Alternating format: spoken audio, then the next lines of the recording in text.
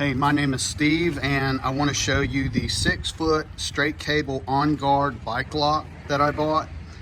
I liked it, number one, for the combination. Number two, you can change the combination anytime you want. It's 6 foot long. This is a vinyl coated cable. You're not going to have to worry about scratching anything that you have.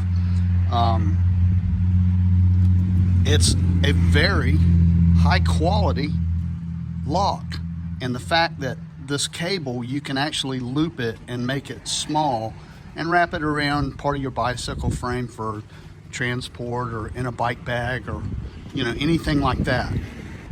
When you pull the bike lock apart, this is what it'll look like, and it will slide freely in and out as long as you have your combo. So you slide it in, do your dial, and now you're locked up because it's not on the combo. You line your combo numbers right on these two lines right there. These are easy to turn. The numbers are big, and that's what I like. I have fat fingers, and some of the smaller ones have not worked for me, but this works great. To change the combo is really easy. All you have to do is turn this and then reset your numbers to whatever, and then turn it back, and that's how easy it is to reset the combination lock anytime you want. It's a great lock.